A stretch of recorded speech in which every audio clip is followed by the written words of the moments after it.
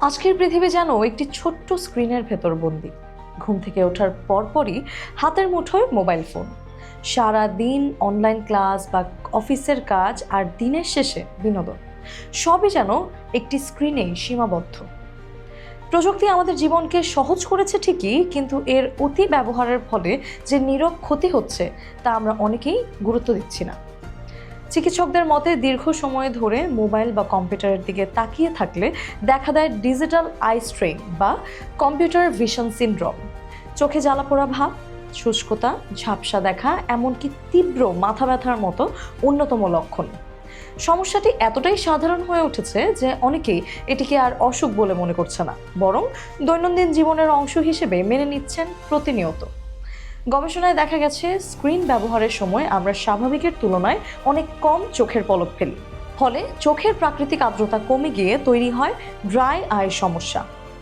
এর পাশাপাশি স্ক্রিন থেকে নির্গত ক্ষতিকর নীল আলো বা ব্লু লাইট চোখের ক্লান্তি বাড়ায় এবং ঘুমের স্বাভাবিক ছন্দকে ব্যাহত করে। বিশেষ করে রাত জেগে মোবাইল ব্যবহারের অভ্যাস তরুণ প্রজন্মের জন্য দীর্ঘমেয়াদে বড় ক্ষতির কারণ হয়ে দাঁড়িয়েছে। এই পরিস্থিতিতে শিক্ষার্থীদের ঝুঁকি সবচেয়ে বেশি। পড়াশোনা থেকে শুরু করে সামাজিক যোগাযোগ মাধ্যম সবকিছুতেই স্ক্রিনের ব্যবহার বাড়ায় চোখের বিশ্রাম নেওয়ার সুযোগ একেবারেই কমে গেছে। বর্তমানে অনেক স্মার্টফোনে আই কমফোর্ট বা ব্লু লাইট ফিল্টার অপশন যুক্ত করা হলেও চিকিৎসকেরা বলছেন এটি কোনো স্থায়ী সমাধান নয়। দীর্ঘ সময় স্ক্রিন ব্যবহারের অভ্যাস পরিবর্তন না করলে কোনো ফিচারই চোখের সম্পূর্ণ সুরক্ষা দিতে পারবে না। তবে খুব সহজ কিছু অভ্যাস মেনে চললেই এই নীরব বিপদ থেকে চোখ রক্ষা করা সম্ভব। যেমন প্রতি 20 মিনিট পর পর অন্তত 20 সেকেন্ডের জন্য কিছুটা দূরে তাকানো, পর্যাপ্ত আলোতে স্ক্রিন ব্যবহার করা এবং অপ্রয়োজনীয় স্ক্রিন টাইম কমিয়ে ফেলা।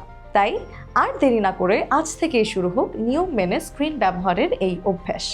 20 মিনিট পর পর চোখকে বিরতি দিন, প্রয়োজনে বিশেষজ্ঞের পরামর্শ নিন। শরীর ও চোখের যত্ন নিয়ে প্রযুক্তির সঠিক ব্যবহারই হোক আমাদের অঙ্গীকার।